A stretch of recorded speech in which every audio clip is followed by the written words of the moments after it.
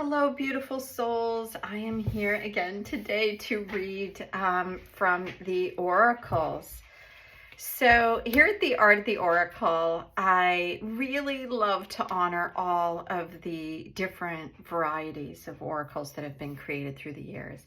And I feel like we went through a surge where all of a sudden there were so many different varieties of cards, which is exciting because we get different perspectives and different ways to look at the world. So if you're questioning or wondering what's going on in the world, oracles are a beautiful way to be able to tap into your own intuitive nature. That's the reason why I do it. And it's fun. So again, all week we have used For the Love of Dragons and getting the perspective of the dragon energy and White Sage Tarot.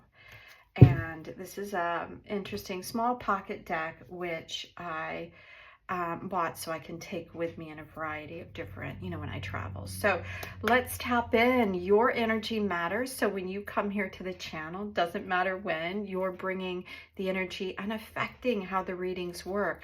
So let's tap in and ask what we most need to know in this moment, the Watcher. All right, that's an interesting card. And as you can see from the Watcher, she has an owl, which is wisdom. And where are they? They're high in the clouds atop the head of a dragon. So I feel like one of the things that it's bringing in is this gentle knowing or awareness, like a wisdom of something. I don't know if you feel it. I feel it. There is something really big on the horizon that's going to change everything about our lives. And this is, as you can see, this dragon's head is gray. It's not black nor white. It's like that in-between stage. And she is crouched down, like she's watching to see what's going to happen. And tell me, do you feel like that? Do you feel like you're in this watcher state? Because that's kind of what I feel like. We're sitting back and watching. But even though we may feel like at times we're not really doing anything, we are. And what we're bringing is the most important thing of all, which is ourselves. And the energy that we carry, and where are we going with it? Are we going to this beautiful open heart space place of joy and like the ability for all of us to feel the love and the prosperity of the planet? Or are we going into separation and looking at everybody else? Because the thing that we see in other people is because we have either had it within us or it's vibrating at that time within us. So the Watcher says it's time to fly way up high from the minutia of life to get an expansive view. Right, that's taking a step back. And that happens when we quiet and we really, like, a couple of weeks have gone telling us a variety of messages, from being aware of our own, what we're vibrating at, to being aware of what's in our world, to getting rid of the clutter, the things that are in our world that are just more, right? And to narrow everything down. So that's the, being able to get an expansive view. And you can do that when you take yourself out of the clutter of day to day. So being grounded is essential, but sometimes we need a dragon's eye view of our life to get a better perspective. And it's asking us, like, are we limiting? So a lot of us have had so much trauma or so much limitation that we really just want to get by. Like, let me get all my bills paid and, have food on my table and I'm happy. That's a limited view. We deserve way more than that. We are these expansive, amazing, open vessels that can be or do anything. So are your plans too meager? Are they too small? Are you breathing a little and calling it life? Use your meditation space to climb up to 10,000 feet and take in the expanse of your life. Decide your next move based on that vantage point. It's interesting because before I came on, I've been asking for information about where to go. And that's what I need. That's one of the things that I'm looking for, is an expanded space. So let's go to the tarot cards and see. Oh, look at that. We have butterfly spirit. And so butterfly is around transformation. And I think when a butterfly is consuming everything around it, it doesn't realize that it has to completely dissolve before it learns to fly, which is a completely different perspective. So I think that that's why this card is coming out. It's associated in this particular reading to temperance, which temperance is around balancing our state of being in the world but not, or being, let's see, of the world but not in it, or something like that. It's like, don't get too attached to the things that are going on in the world, because you are more than that. So it's like having your foot on land and in water, like what it was saying here, an expansive view, being grounded, but yet allow your mind and your imagination, like the magic card that we got all week, telling us to expand our horizons and want more and expect more from this life. Expect the grace that we truly deserve.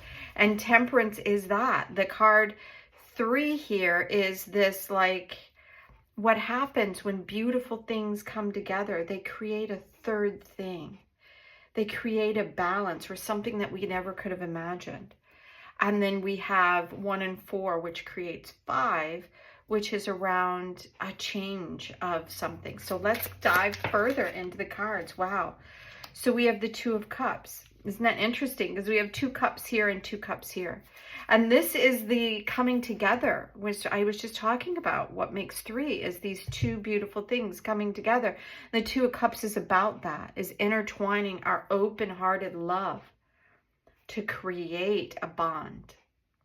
So it could mean that somebody is coming into your life just when you need it, or an idea, or maybe your heart opens up and you and somebody that's already in your life come together in a new way. So let's see, last messages here, please. I love the way the cards have been coming out. So this is the 3 of Swords. And typically when you see the 3 of Swords, you're going to see a heart, and you're going to see it like punctured 3 times. Because the 3 is around heartache. It's around, so the heart, if you think about it, this is what I'm getting from this message, is I'm not actually getting heartache. What I'm getting is our heart gets all wrapped up in the thoughts that we have in our mind. That we feel victimized, or we feel that we can't do something, or we feel that we don't have the power, and it ties us up and binds us, and actually stops our heart from really dreaming and reaching out for something more. And it usually happens through war and victimization and horrible things that are fear, which takes us into contraction. So that's why the Temperance card is here, is asking us not to do that, not to be in a state of contraction, not to get our heart tied into things that don't feel good, right, or even a part of us. Wow, look at this. I love these cards for one reason, is these are all lower numbers, like new beginning, 1, 2, 3, 4. Even if we add that together, it's 5. So all of those elements are here with us. And the Magician is telling us that because the Feather is here, this is a very interesting deck. It's a new deck for me. But the Magician is telling us that if we see the enlightenment, if we see the magic. So it's interesting that I said magic had come up every reading, and it has. And this is the version of magic that we're getting, to tell us that we are the magic. We are what we're waiting for. We can do, be, have anything. And sometimes we create limitation around us, which is what the Watcher is telling us. that we limit because we're afraid, really. We're fearful of reaching out too far because we don't want to get hurt again. That's what the Three of Swords is. The Three of Swords closes the heart down so it doesn't get hurt again.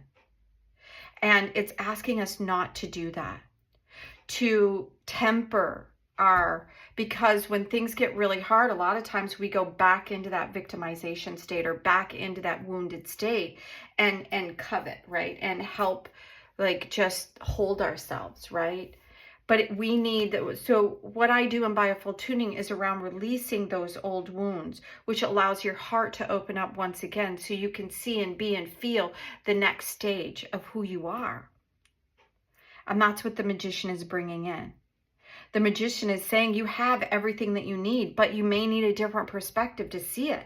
You may need to rise above the trauma. You may need to rise above the grief and the pain and the victimization into, like, this, even Two of Cups could be you coming back into the fullness of who you are. So this is a very exciting message telling us that we are truly transforming. The world around us is transforming. We are becoming more than the sum of the individual parts. We are everything that we're seeing now. If we can rise above and take ourselves out of all this stuff that's trying to pull us in one direction and see that we have all the tools that we need to get where we want to go. And that's what this time is asking us, to step into our power, step into our magic, become the thing that we were here to become, to see from the perspective of love and light with open-heartedness, not closed-heartedness, not closing off, right? So thank you so much for being here. I hope if you had any questions that this helped open you up to some of the magic that you're holding within yourself so you can see what it is that you need to see. If you do need a private reading, reach out to me. I'd love to help you with that. Until tomorrow, have an amazing day. Bye now.